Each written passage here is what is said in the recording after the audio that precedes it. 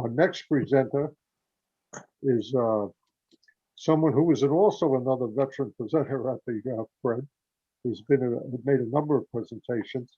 And I always get a big kick and a very warm feeling when I open up the SABR website and invariably find on the front page there's 3 images that SABR has on the first page of its website.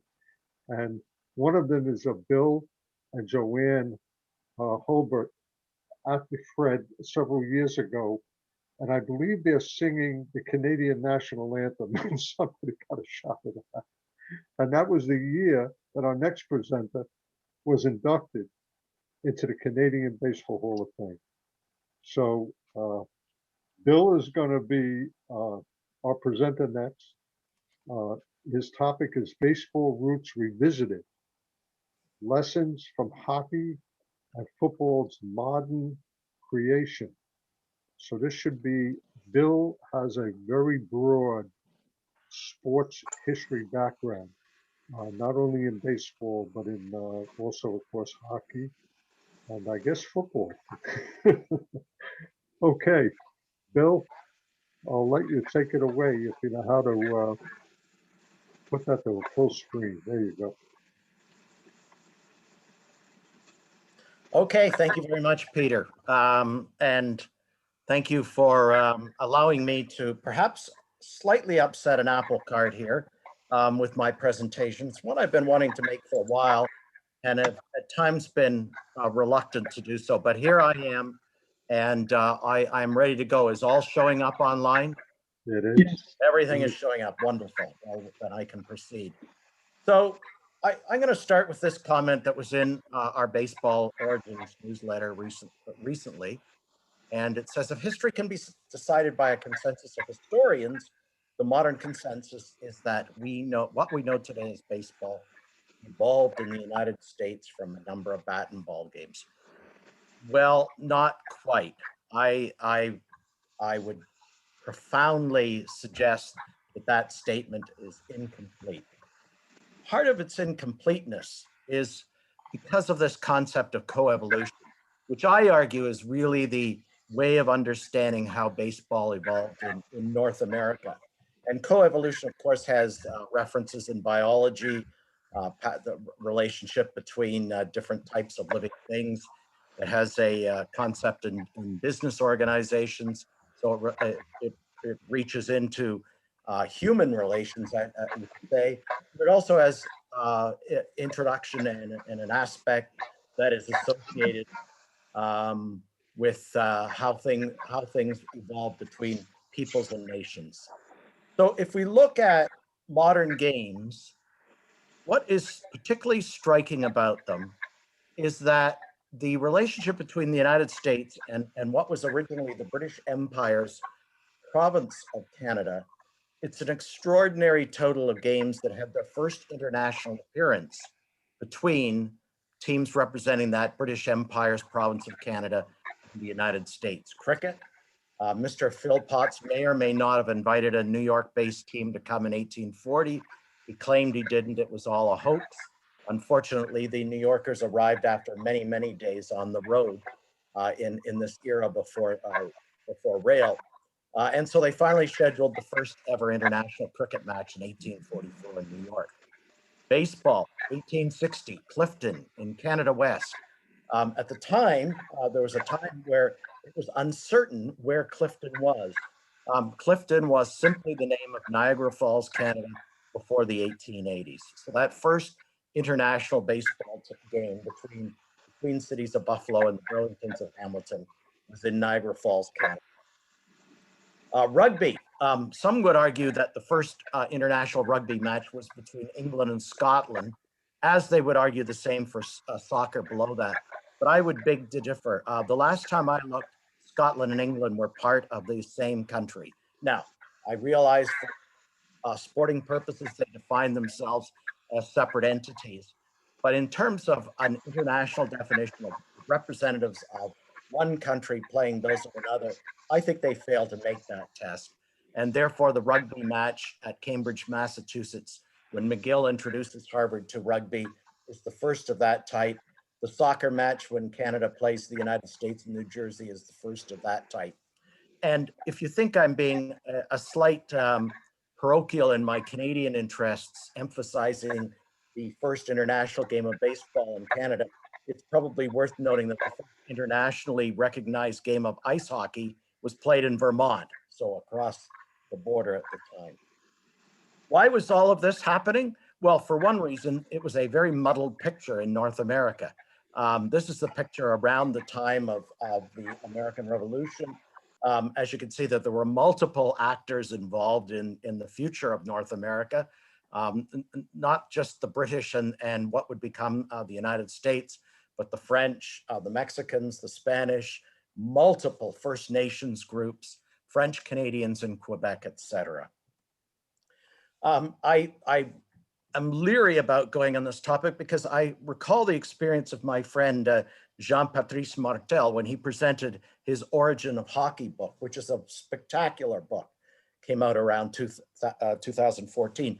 And Jean-Patrice, I should say, and his two colleagues, Carl and Patrick, both from Sweden, argued that forget about hockey being invented or developed in Canada. In fact, it was an English game. That in fact, the first rules of ice hockey were in fact stolen almost word for word from the field hockey rules in England. And in fact, hockey would probably have become a game developed in England, but for the fact that the Little Ice Age, which lasted from sometime in the Middle Ages through to the latter part of the 19th century, suddenly dissipated and you could no longer be certain you would have winter time. This is what I would call, this picture here, is what I would call the Beachville picture of ice hockey. For those who are familiar with the Beachville story, it's the account of Adam Ford many years after the fact of a game he claimed to have witnessed as a child in Beachville, Ontario, just outside of Woodstock in 1838. Well, this is an 1835 painting by John O'Toole depicting skaters with sticks and a bung on a frozen stream in the American state of West Virginia. So just as Canadians like to make some claims for the development of baseball, so can Americans make a similar claim for the development of ice hockey. And why? Well, because hockey until the 20th century was so reliant on outdoor and weather conditions that you could never be certain you would actually be able to play the game. And this gives is kind of a hysterical, kind of an amusing picture of that type of thing. And in fact, this picture, this story, I should say, it's not visible on my screen, but in fact, the date of this picture, this news item was the 31st of December, 1895. And notably at the bottom, it says, "The hockey men are joyous today, for the cold weather has arrived." That shows you that the hockey season in many parts of Canada was limited to maybe 2 or 3 months at best. And of course, then the first international ice hockey game ever played was played in Vermont when they invited a team from Montreal to come down. So I introduced these ideas to show that sports really overlaps the lives of people in the 19th century, that they move from one sport to another without really thinking very much about the separate identity of those games. It wasn't an era like today when a child turns 6 or 5 or 4, it's almost determined by his parents what sport he's going to go in, so that the child is put through, in many cases, 10 to 12-month programs in a particular sport. That is a very recent phenomenon, we know. We know that at one time kids actively played multiple games. Today, they're generally streamed at a very early age into 1 or 2 games because of the monetary factor associated with that. Football is another great example of this kind of cross-border development of a game. This is a lovely quote for my friends who hate soccer. The pastor shepherd in the 17th century made an allusion to Satan with a ball at his foot in describing soccer. This is the Harvard-McGill game, notably at Cambridge, and it's pretty obvious that if you look at it carefully, you can see a baseball diamond right behind where the football players are lined up to play. This is kind of like an early version, I guess, of Camden Yards with that old factory building in the background. One of the keen things about football that developed was that in some respects, it followed some of the naming that went on in baseball.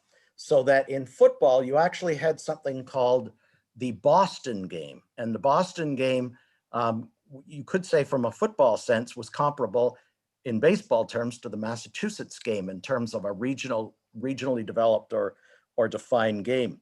Similarly in Canada, where you had the Canadian game as that has been described, being played in the 1850s, 60s, you had something called the Canadian game of football. And both of these games, the Boston and the Canadian game, were loose amalgams of what we today know as separate games of rugby and soccer. You could push the ball ahead. In some cases, you could carry it. In other cases, you could drop kick it. In other cases, you could dribble with it. It was a loose, untidy format of a game. In many respects, I guess you could say like early baseball was as well. This is alleged to be a photo of a game. If it is an alleged photo, it's a pretty staged one at that, of the game between Harvard and McGill. And I mentioned, I put this picture in for two reasons. Number one, because ironically, while we had gridiron football develop in North America, we actually developed two forms of gridiron football. The 4-down American version and the 3-down Canadian version. The Canadian version with 12 as opposed to 11 players in the field, a much larger field, a much deeper end zone, a whole lot of factors. And I put Joe in there because between his days at Notre Dame and his days at with the Washington Redskins, he played for 3 years in Canada in the Canadian Football League with the Toronto Argonauts. The other reason I put him in there is he was born on the 9th day of the 9th month of 1949, which is also when I was born. And that really shouldn't qualify anything for anything other than that fact. Now, Canadians have a difficult time at times dealing with baseball. One of the reasons is because it was always and continues to be perceived as an American game. I argue that, in fact, read your history, folks. That's a kind of a lazy interpretation of how the game developed. But lacrosse was always seen as the opportunity to develop the great Canadian game, something that would be distinct to Canada as baseball was to the United States. Well, it didn't work out. Lacrosse had a brief period of popularity. This is a kind of an intriguing picture on the left of the Canadian and Iroquois nation team that went to England to demonstrate the game and hopefully to attract people to come to Canada, to immigrate to Canada. And what I find particularly fascinating about the pictures that the First Nations people are not depicted in a stereotype kind of way.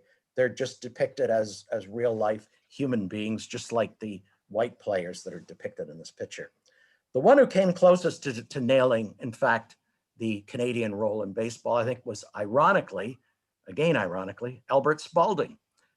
He talked about how Canadian people in spirit and temperament are very like our own. Though Britons, they have absorbed Yankee characteristics from being brought into commercial competition with businessmen of the United States.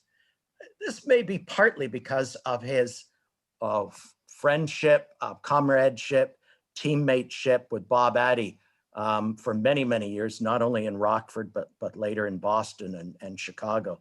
Undoubtedly, they became good friends, and who knows, they may have talked about the game north of the border as opposed to the game that they were now playing in the United States. So why did this attitude develop that baseball was somehow not so Canadian? Well, intriguingly, by the time of the First World War, people were actually, and this is an item from W.A. Hewitt, were actually claiming baseball that was the national game of Canada. This was kind of a controversial point of view then as well as now, I suppose. I think it has an enormous amount of merit that the game was embedded in literally every part of Canada, that you could find a baseball diamond in every park, in every schoolyard, there was a baseball diamond. It was completely part of the Canadian makeup, as it were. If you're not aware of it, W.A. Hewitt is actually the father of a very famous Canadian broadcaster, Foster Hewitt, who of course would broadcast Hockey Night in Canada for a number of years in Canada. So by the time of the First World War, it was just taken for granted that Canadian American teams would play baseball at Lord's Cricket Ground. One of my favorite stories was during the Second World War. A Canadian team played an American team at baseball in England. And the Canadian pitcher was mowing down the Americans inning after inning after inning. And finally, the Americans said, "Oh my God, who is that guy? And he should be in the major leagues. He's so good." And they said, "Well, actually, that's Phil Marshallton. He plays for the Philadelphia Athletics." That was a lovely story that Phil loved to tell. So how old is baseball? Well, I mean, I don't have time to go through a full story. We have on the right here, the controversial to some, June 4th, 1838 game in Beachville, Ontario, and we can quibble about aspects of the story. I will acknowledge that the first paragraph has two mistakes, and that's never a good sign. Beachville is spelled wrong, and the victory of the government over the rebels and the birthday of His Majesty should have been George III, not George IV, despite what Mr. Ford says. However, we do have this item from 1819 that appeared in a Woodstock newspaper in 1874, in turn taken from the Hamilton Times. And right at the bottom, you can see the reference to playing of old style baseball, again on the 4th of June, again in celebration of King George's birthday. References to ball and bat, bat and ball appear occasionally in Canadian contexts. This one is actually from Nova Scotia, which is a heck of a long way, I might add, from Ontario, where most of my talk and most of my studies are based in. But it does show that British influence had at least some marginal or impact in the Canadian context of.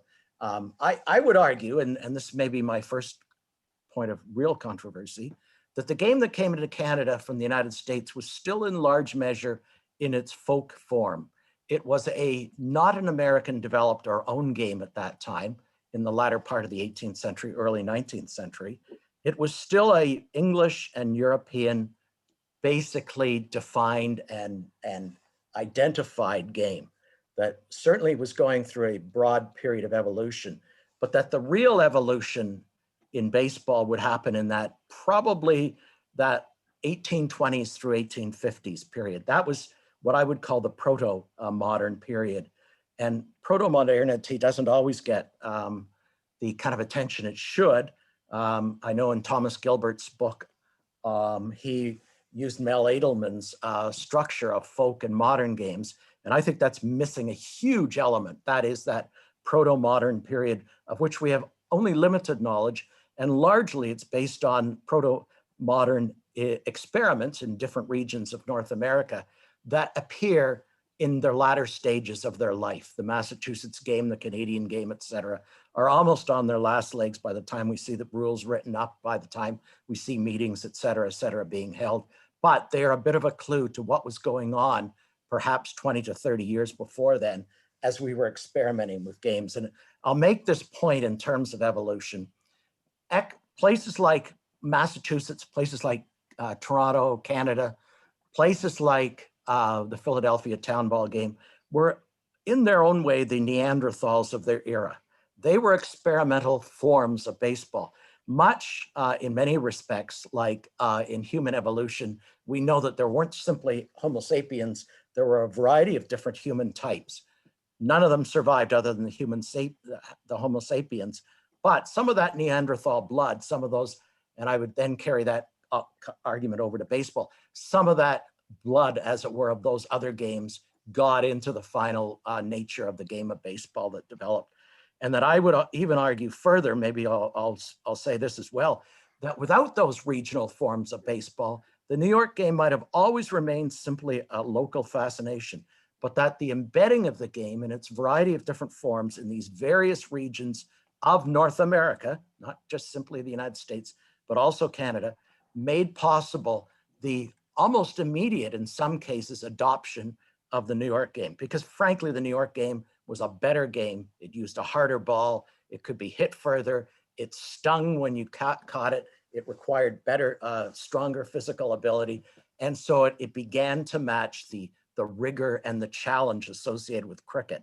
And cricket, for its part, simply didn't have enough time because it also develops in the 1820s, 30s. It doesn't go back into the 18th century as it does in England, but it's a fully modern sport. And by the time it arrives on the scene in its kind of organized form, it's almost doesn't have enough time to embed itself as the favored bat and ball game. Yeah, it's had it for a while, but by the mid-1850s, it's losing its place to baseball. These are simply some other references to ball that appear in Canadian proclamations. This one relates nicely to Dennis Thiessen's talk last night about the SABR laws.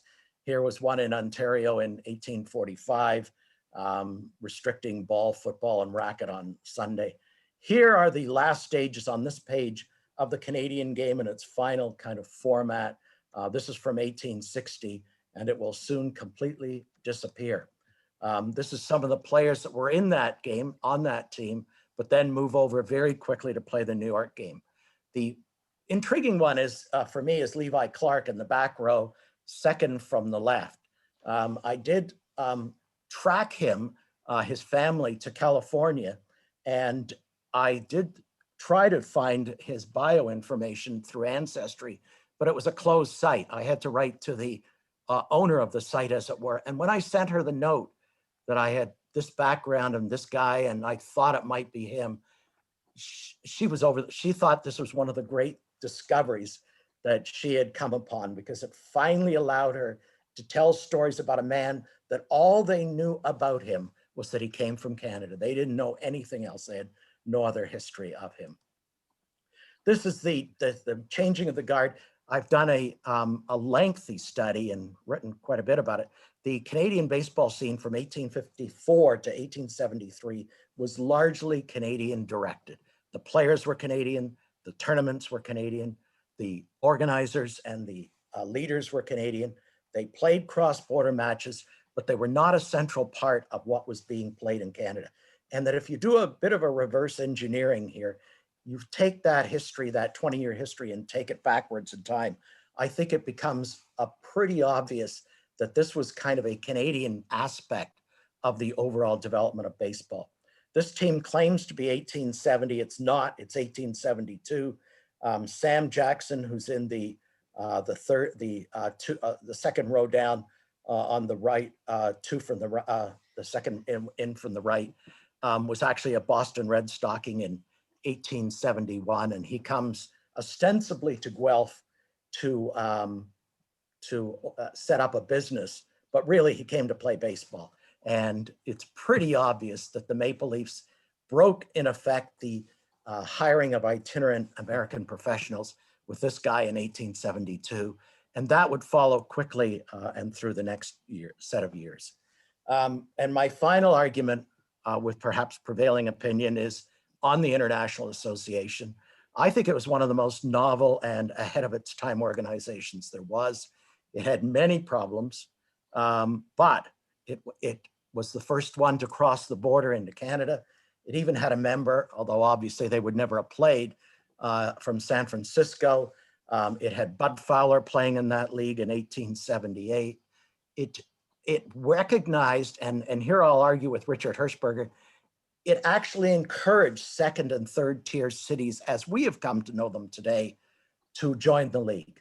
And I think that was a kind of a profound statement on their part, that they wanted to be broadly open to the multitude of perhaps 50 or more professional teams that existed at that time. Wish I had way more time to talk about that and launch a fine argument with Richard on that.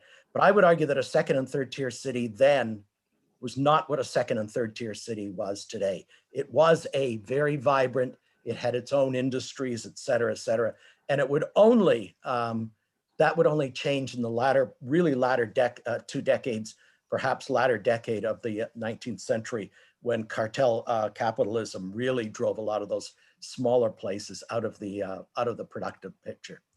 I would argue the International Association could have become something like like soccer is in Europe, with multitude of leagues, with multitude of opportunities for the small to rise, for the strong to be relegated, to be far more than it is today.